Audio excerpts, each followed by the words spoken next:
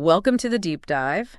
Today we're looking into something. Well, this idea that really big life changes don't always need these huge, dramatic shifts. Right. Sometimes it's the smaller things, the consistent habits you kind of weave into your day. Exactly. And those can end up making a massive difference in how, fulfilling life feels. Yeah. We're not talking about a total life overhaul here. It's more about exploring some pretty practical habits. And what's interesting is how they seem to connect, don't they? They build on each other. They really do. It's like this positive momentum builds up. It's fascinating, yeah. These simple actions, once you start doing them, they can kind of create this ripple effect almost, a virtuous cycle, boosting your well-being in ways you might not even expect at first.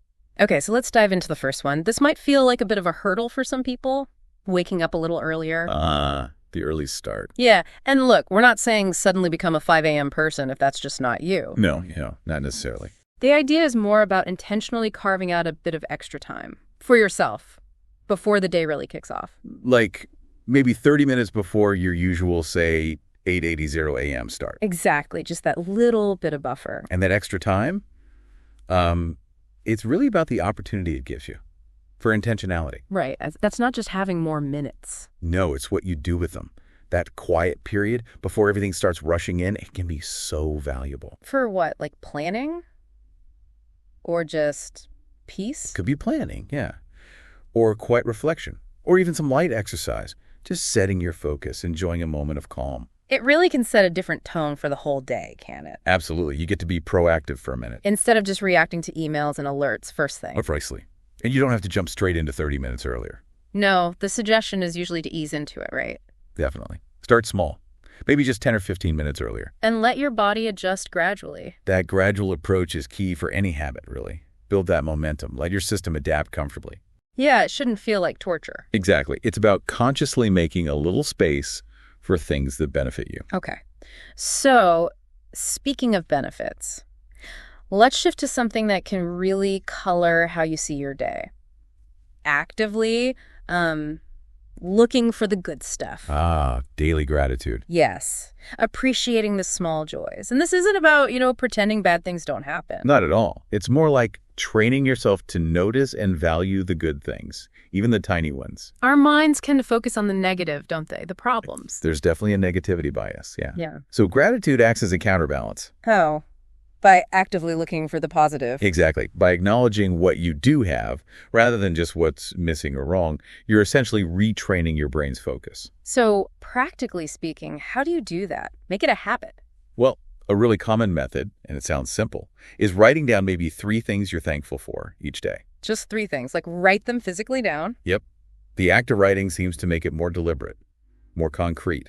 Interesting. It forces you to actually scan your day, I guess. It does. It prompts that reflection. Yeah. And they don't need to be huge things. Right. Like what? A good cup of coffee? Totally. Or a nice chat with someone, bit of sunshine, a good meal. Or a friendly smile from a stranger, maybe? Any of those everyday moments that often just, slip by. But when you intentionally notice them, it starts to change your overall outlook. Makes it more positive. You're training your attention to spot the good. Even when things are challenging. Especially then, perhaps. It builds resilience.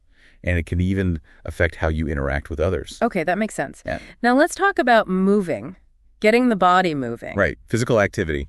Exercise. But again, this doesn't have to mean like hardcore gym sessions every single day unless you love that. No, it's broader.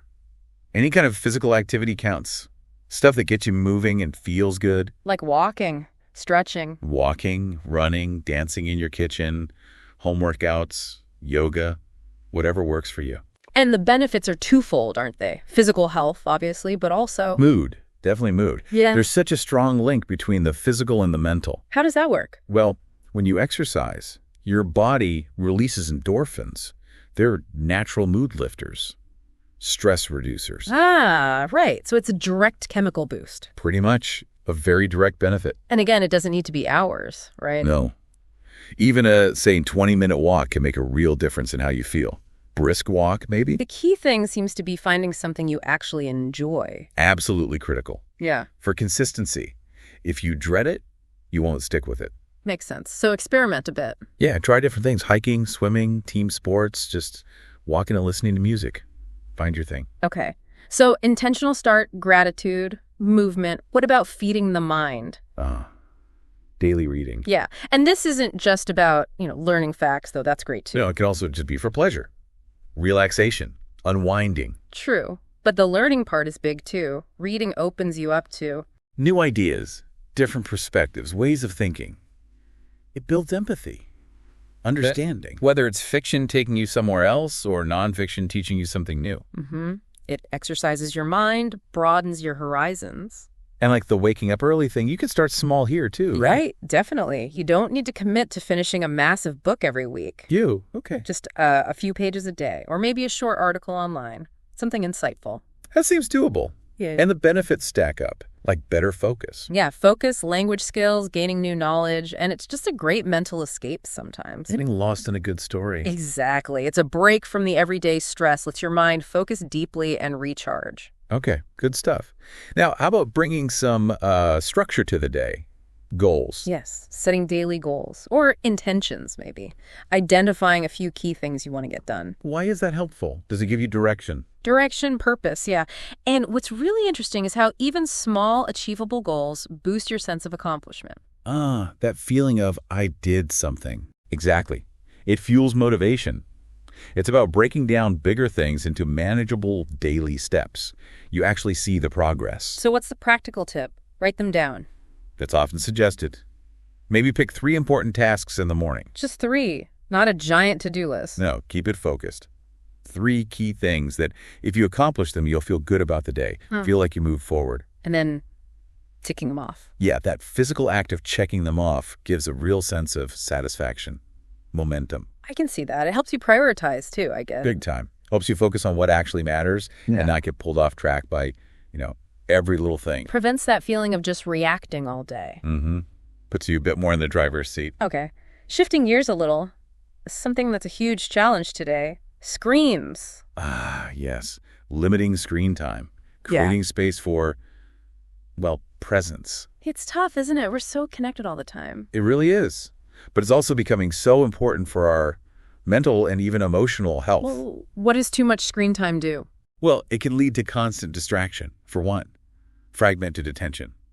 Trouble focusing deeply. Yeah, I feel that. And it can mess with your sleep too, right? Yeah. The blue light from devices. Oh, definitely. Keeps your brain wired. So the idea is to be more conscious about it. Yeah. Intentionally create screen-free periods. Like when? Mealtimes. Mealtimes are a great one. Allows you to actually connect with people you're eating with or just be present with your food. Or maybe before bed. Yeah, that's a big one. Maybe the last hour before sleep. Try to put the phone or tablet away. Let your mind wind down. And what does that create space for? Well, it connects back to other things. More time for reading, perhaps. Yeah. Hobbies, talking with family, or just quiet time, being present. Which actually leads nicely into the last habit we wanted to touch on, cultivating inner calm. Right. Through practices like mindfulness, maybe some simple meditation. These terms can sound a bit intimidating or abstract sometimes. They can, but they don't have to be. At their core, they're really about training your attention, paying attention to the present moment. How, though? What does that mean, practically? Well, mindfulness is basically just being more aware of what's happening right now. Your breath, sensations in your body, thoughts, feelings. But without getting swept away by them? Exactly. Without judging them, just noticing. Okay. And meditation? Often described as a focused, quiet time. Frequently, the focus is just on your breath, paying attention to breathing in and breathing out. And the benefit of doing this? There's growing evidence it helps reduce stress, Yeah. improve focus, enhance overall well-being, creates a sense of calm. So how do you start? Do you need hours? Absolutely not. Start really small. Yeah. Even just 5 or 10 minutes a day. Doing what? Just sitting quietly? Yeah, find a quiet spot if you can. Sit comfortably. And just focus on slow, deep breaths. Notice the air coming in, going out. And if your mind wanders? That's totally normal. The practice is just gently bringing your attention back to your breath when you notice it's wandered. No judgment. So consistency over quantity, maybe. Definitely. Those short, regular sessions train your mind to be more present, less reactive, builds resilience, inner stability. Wow. Okay. So let's quickly recap those 7. We had waking up a bit earlier for intentional time. Practicing daily gratitude to shift your focus. Moving your body regularly for body and mind. Expanding your world through daily reading. bringing structure with a few clear daily goals. Creating space by limiting screen time. And cultivating some inner calm with mindfulness or meditation. Yeah, quite a list, but they all seem to link together. They really do. And the key thing, as we said, is you don't have to tackle all 7 at once. Absolutely not. That would probably be overwhelming. So the idea is maybe just pick one. Yeah, pick one that resonates most or feels the most doable for you right now. Start there. And once that feels kind of natural, part of your routine, Then maybe consider adding another one, gradually. it's those small, consistent steps, isn't it? That's it. They seem small day to day, but over time they really accumulate. They can lead to pretty significant positive shifts. In how you feel, how you experience your life. Exactly. It really makes you think, though. Yeah. Out of all these habits we've talked about, which one kind of jumps out at you personally? Which one feels like it might make the biggest difference for you right now? And maybe, what's just one tiny manageable step you could take today or tomorrow to start exploring that one?